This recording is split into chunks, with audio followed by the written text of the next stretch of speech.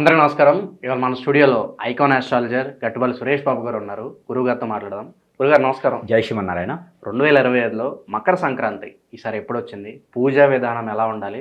మకర సంక్రమణం ఏ సమయంలో జరుగుతుంది? మరి ఆ రోజు చేయాల్సిన పనులేంటి, చేయకూడని పనులేంటి? పూర్తి వివరాలు మాకు తెలియజేయండి గురుగారు. తప్పకుండా. అందరికీ ముందుగా మకర సంక్రాంతి శుభాకాంక్షలు. 2025 సంవత్సరం ఎందుకనబ్బా, ద్వాదశ రాశుల వాళ్ళు అందరూ కూడా ఈ సంక్రాంతి తర్వాత అందరూ కూడా కుబేర్లు అయ్యేటువంటి అవకాశాలు ఎక్కువ కనిపిస్తూ ఉన్నాయి. అలా అని చెప్పేసి గురువుగారు చెప్పారు కదా, నేను పని లేకుండా కూర్చోవద్దు, పని చేయాలి, కష్టపడాలి, కష్టపడితేనే వస్తాయి. కాకపోతే ఏంటంటే గత సంవత్సరంగా పోల్చుకుంటే అందరూ కూడా గ్రహస్థితి బాగలేకున్నా కుంభమేళ ఉంది కాబట్టి అన్ని రకాల గ్రహాలు కూడా బాగా సానుకూలంగానే పని చూపిస్తాయి. కాబట్టి మనం కష్టపడాలి, కష్టపడి మాత్రమే పని చేయాలి, అంతే. ఊరికైతే డబ్బులు రావు. అయితే అందరికీ ముందుగా నూతన సంవత్సర శుభాకాంక్షలతో పాటు మకర సంక్రాంతి శుభాకాంక్షలు కూడా. 2025 సంవత్సరంలోకి మనం అడుగుపెట్టేసాం. సంవత్సరం అందరూ కూడా మంచి కలిసి వస్తుంది, అది మాత్రం షూర్. అయితే ఈ మకర సంక్రాంతి ధనుర్మాసం నుంచి మనం మకర రాశిలోకి వస్తున్నామన్నమాట. ఇది సూర్యమానం ప్రకారంగా చేసుకునేటువంటి పండుగ. ఇదొక్కటి మనము సూర్యమానం ప్రకారంగా చేస్తాం. ప్రతి పండుగ కూడా మనము చంద్రమాన ప్రకారంగా, తిథుల ప్రకారంగా చేసేటువంటిది మన పండుగలన్నీ కూడా. అయితే సూర్యమానంగా మనం చేసేటువంటి పండుగ ఈ సంక్రాంతి మాసం ఒకటే, సంక్రాంతి పండుగ ఒకటే చేస్తాం. అయితే ఈ సూర్య భగవానుడు ధనుస్సు రాశి నుంచి మకర రాశికి సంక్రమణిస్తారు. అది ఎప్పుడంటే 14వ తారీఖు మంగళవారం.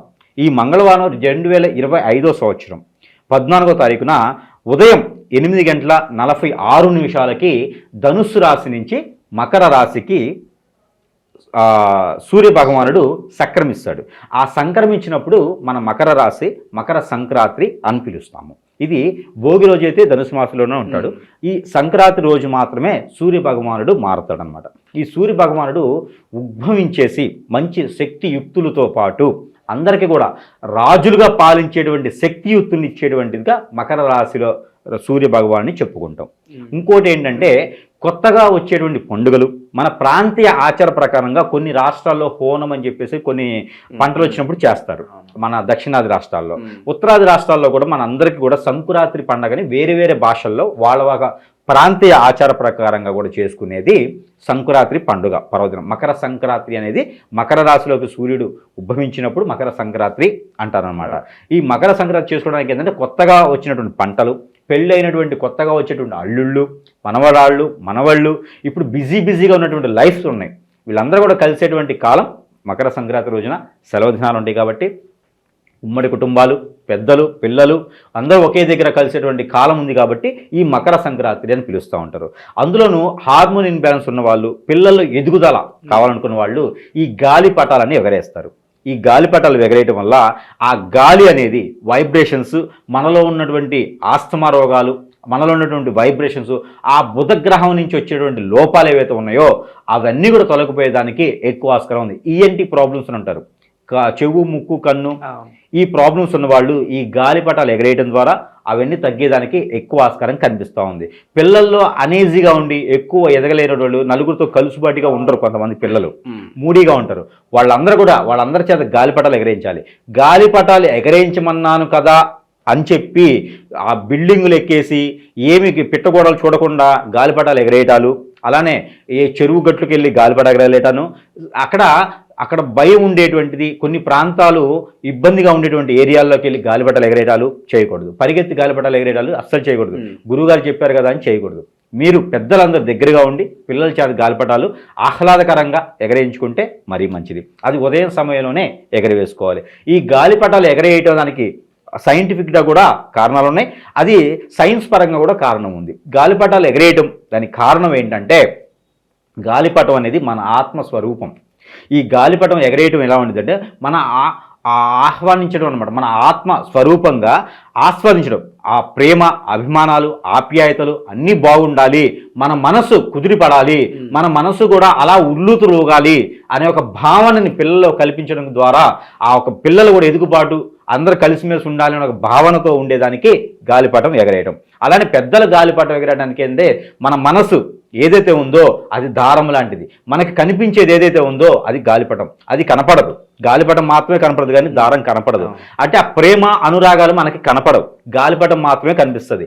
మనం ఎప్పుడైతే ఈ దారం లాంటి మనసుని కనుక మనం ఒక చూసినట్లయితే కనుక మన పెద్దవాళ్ళు ఎందుకు చెప్పారు, పిల్లవాళ్ళు ఎందుకు చెప్పారు అనే ఒక భావన మనకు కలగడానికి, ఆ ఒక ఇంట్లో ఉన్నటువంటి ఆ ఒక ఏదైతే కొట్లాట్లు, తగాదాలు, ఒకళ్ళంటే ఒకటి పలకపోవడం, మనశ్రాద్ధలు ఉంటాయో, ఆస్తి తగాదాలు, గొడవలు ఉంటాయో అవన్నీ కూడా వదిలివేసేసి ప్రేమపూరితంగా ఉండాలి అనే ఒక సంకల్పం, అనే ఒక భావనతో ఎగిరేసేదే గాలిపటం. అందరూ అనుకుంటారు ఏదో గాలిపటం ఎగిరేయటం, ఎత్తుగాలి వస్తుంది కదా, ఆ గాలిపటం ఎగిరిపోద్దు. గాలిపటానికి ఉన్నటువంటి థియరీ, ఆ నీతి అదనమాట. అందుకని గాలిపటం ఎగరేస్తారు. సీతాదేవి రామాయణం కాలంలో సీతాదేవి మూడీగా ఉంటుంది. ఇక్కడ రావణాసుడు తీసుకెళ్ళిన తర్వాత, రావణాసుడి దగ్గర నుంచి మళ్ళీ వచ్చిన తర్వాత సీతాదేవి మూడీగా కూర్చొని ఉంటుంది అనమాట. రావణుల వారితో ఏం మాట్లాడాలి, ఏం చేయాలి అనే ఒక దీంట్లో ఉంటుంది. ఏం మాట్లాడాలో తెలియదు, మూడీతనం అనేది పోదు. అంటే ఇన్ని రోజులు రావణుల వారు నన్ను వదిలిపెట్టేసి ఎలా ఉన్నాడు అని ఒకటి. రెండోది, ఆ రావణుల వారు లేకుండా నేనెలా ఉన్నాను అని ఒకటి. ఇవన్నీ కూడా ఉండి ఆ సీతాదేవి మూడి నుంచి తీసుకురావడానికి ఆ మకర రాశిలోకి ఆ రవి భగవానుడు సంభవించిన తర్వాత ఎత్తు గాలి అనేది ఒకటి వస్తుంది. ఈ ఎత్తు గాలి వస్తుంది అనమాట. ఈ ఎత్తు గాలి వచ్చినప్పుడు వాళ్ళు ఒక పాకాలో ఉంటారన్నమాట. అది అరణ్యంకి వెళ్ళినప్పుడు ఒక పాక ఉంటుంది అక్కడ. ఆ పాకలో ఉన్నటువంటి దానికి ఈ పైన ఉన్నటువంటి తాటి ఆకులు ఇవన్నీ కూడా లేచిపోతుంటాయి, లేచి ఎగిరిపోతూ ఉంటాయి అనమాట. ఎగిరిపోతానికి సంకల్పం అంటే వాళ్ళకి ఉన్నటువంటి ఆ సంకేతం ఏంటి అంటే, మీకు అర్థమైంది కదా, ఆ సంకేతం ఏంటంటే మీకున్నటువంటి అరణ్యం అజ్ఞాతం అయిపోయింది, ఇంకా మీరు రాజ్యానికి రండి అని. అంటే ఇప్పుడు మనం గాలిపటం ఎగరడానికి కూడా కారణం ఏంటంటే మీలో ఉన్నటువంటి మూర్ఖత్వము, మీలో ఉన్నటువంటి అశాంతి, మీలో ఉన్నటువంటి కులగజ్జి, మీలో ఉన్నటువంటి ఏదైతే ఉన్నదో అవన్నీ కూడా రుమ్మతులు ఏవైతే ఉన్నాయో, ఏ కామ క్రోధ మోక్షం ఇవేవైతే ఉన్నాయో అవన్నీ కూడా తొలగిపోయేది. మీ మనస్సు ప్రశాంతంగా ఉండేందుకు, మనలో ఉన్నటువంటి ఆ రుమ్మతులు చెడు అనేది భావన తొలగిపోయేందుకు ఈ గాలిపటంతో పోవాలని చెప్పేసి అని చేస్తారు. ఈ గాలిపటం ఎగిరి అది కట్ అయిపోద్ది, కొంత దూరం వెళ్ళిన తర్వాత కట్ అయిపోద్ది. అంటే మనలో ఉన్నటువంటి చెడు ఏదైతే ఉందో అది పోతుందన్నమాట. అందుకనే ఈ రావణ వారి కాలం చిన్న స్టోరీ చెప్పాల్సి వచ్చింది. అప్పుడు ఆ తాటాకులన్నీ ఎగిరిపోయిన తర్వాత ఆ మనసు కుదిరిపడింది.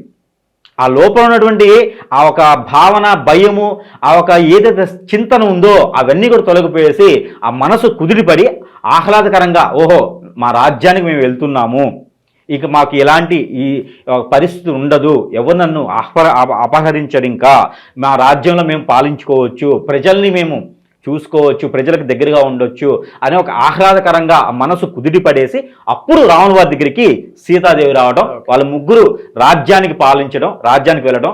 ఆ ఎదురుగా ఆ రామలక్ష్మణ భరతులు శత్రుఘ్నులు వాళ్ళ నలుగురు ఆ పాదాలు నెత్తిన పెట్టుకొని వచ్చేసి, ఆయన అన్నయ్య మాకు రాజ్యానికి రండి, ఇంకా మీరు వచ్చేంతవరకు ఈ పాదుకులు పట్టాభిషేకం చేయించుకొని ఈ పాదుకులు రాజ్యాన్ని వెళ్తున్నాయి, ఇక మీరు రండి అని చెప్పేసి రాజ్యానికి తీసుకెళ్లడము ఇవన్నీ జరుగుతాయి అనమాట. సంక్రాంతికి అంత మంచి స్టోరీ ఉంది, అంత కథ ఉంది.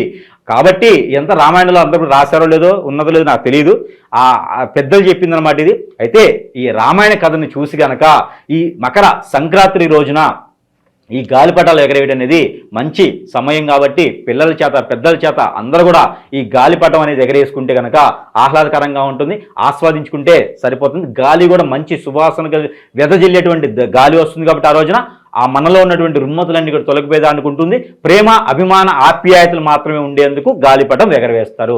గాలిపటానికి గల ప్రత్యేకమైన స్టోరీ ఇది. అయితే మరొకటి, ఈ మకర సంక్రాంతి రోజున మకర సంక్రమణ సూర్య భగవానుడు వచ్చేసి 8:46 సంక్రమిస్తాడు. ఆ తదుపరి మాత్రమే ఆ పెద్దలకి కానీ, పెద్దలకి పెట్టేటప్పుడు ఆ దక్షిణ వైపు ఉన్నటువంటి వాల్ గోడ ఏదైతే ఉందో, ఇంట్లో ఇల్లు వాకిలి ఏ మూలైనా ఉండొచ్చు, ఈస్ట్ వెస్ట్ నార్త్ సౌత్, వాకిలి అంటే ఆ గుమ్మం ఏదైతే ఉందో ఆ గుమ్మం గనక ఆ ఎటుపక్క ఉన్నా కూడా, మీరు నివసించే ఇల్లు ఎక్కడున్నా కూడా మీరు దక్షిణ వాకిలను ఒకటి ఉంటుంది. ఆ దక్షిణ వాల్ గోడకి గనక ఆ పెద్దల ఫోటో ఏవైతే ఉన్నాయో, ఆ పోయిన పూర్వీకులటువంటి ఫోటోలు ఆ దక్షిణ వాళ్ళకి ఉంచేసి వాళ్ళకి బట్టలు సమర్పించేసుకొని, అలానే మీరు వండినటువంటి కొత్తగా వచ్చినటువంటి పంటలో వండినటువంటి పదార్థాలు ఏవైతే ఉన్నాయో అవి ఆ స్వామివారి దగ్గర, అలానే ఏ స్వామివారికైనా పూజించుకోవచ్చు. అది పర్టికులర్గా శివునికే పూజించాలి, విష్ణుమూర్తికే పూజించాలని ఏం లేదు.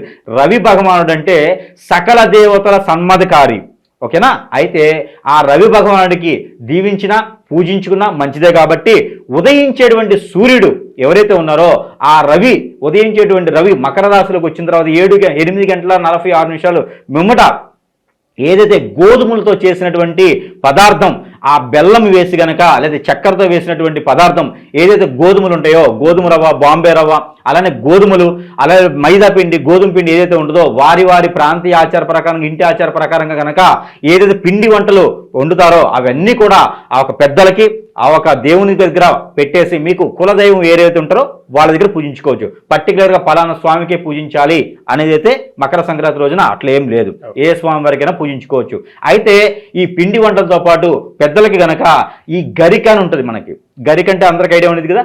ఈ గరిక గనక సమర్పించినట్లయితే గనక ఏదైతే పెద్దలు ఆ గరిక 4 పోగులు పెట్టేసి వాటి మీద బెల్లం కూడా ఉంచాలి. ఎన్ని పిండి వంటలు ఉన్నా సరే, ఎన్ని పదార్థాలు చేసినా సరే, ఆ రవి భగవానుడికి ఉదయించేటప్పుడు 8:46 తర్వాత ఏదైతే గోధుమలతో చేసినటువంటి తీపి పదార్థం ఏదైతే ఉందో అది ఉదయించేటువంటి సూర్యునికి గనక, ఏదైతే మనం మకర రాశిలో సూర్యుడు సంభవిస్తాడో ఆ సమయం 9 గంటల్లో అట్లా 10 గంటల లోపైనా సరే ఆ ఉదయించే సూర్యుని కనుక చూపించేసి అది నైవేద్యంగా సూర్య భగవానుడికి చూపించి అది మనం ప్రసాదంగా ఇంటిల్లిపాది తిన్నట్లయితే గనక అందరికీ అష్టైశ్వర్య ప్రాప్తి కలుగుతుంది, ప్రేమ అనురాగాలు పెరిగేదానికి ఆస్కారం ఉంటుంది. ఇది దేవుడితో సంబంధం లేదు. ఇది రవి భగవానుడికి ఏ రాశి వారైనా సరే చేసుకోగట్టటువంటి ప్రత్యేకంగా రెమెడీ ఇది.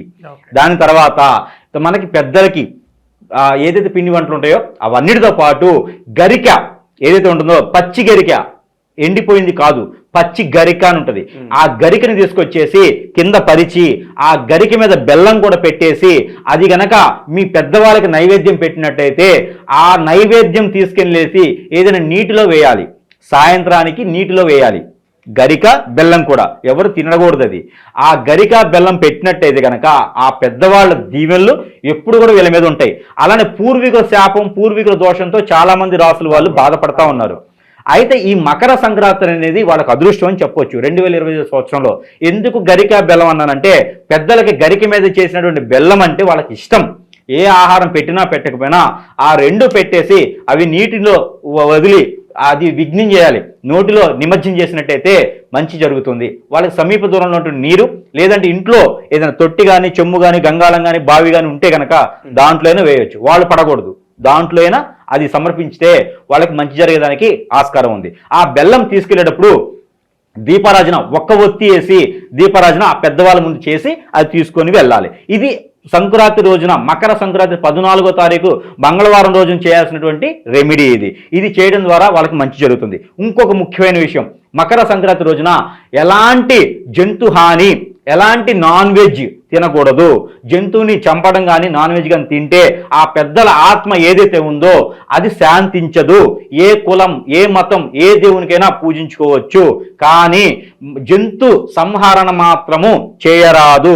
ఆ రోజు జంతు సంహరణ చేస్తే ఏదైతే కలియుగాంతంలో వచ్చేటువంటి ఆ భగవానుడు వస్తాడో ఆ భగవానుడు కలియుగాంతం వచ్చేసి అందరూ నరికేస్తాడని చెప్పేసి అని కలికి భగవానుడు, అది వాళ్ళకి కలియుగ అంతం కాకముందే కలికి భగవానుడు భయం పట్టుండిద్ది. శత్రు బాధ, శత్రు భయం, శత్రు పీడ ఇవన్నీ ఉంటాయి. ఆర్థిక స్థితిగతులు ఉన్నటువంటి కూలిపడిపోవటం అట్లా ఉంటుంది. కూలబడి భూకంపం వచ్చి ఇల్లు కూలబట్టడం కాదు, వాళ్ళ స్థితిగతులు అనేది కూలబడిపోతూ ఉంటాయి. కాబట్టి అటువంటి ప్రయత్నాలు, అటువంటి ప్రయోగాలు చేయకూడదు. ఏదైనా అత్యవసర పరిస్థితి ఉంటే తప్పితే ప్రయాణాలు కూడా భోగి కనుమ రోజున చెయ్యకూడదు.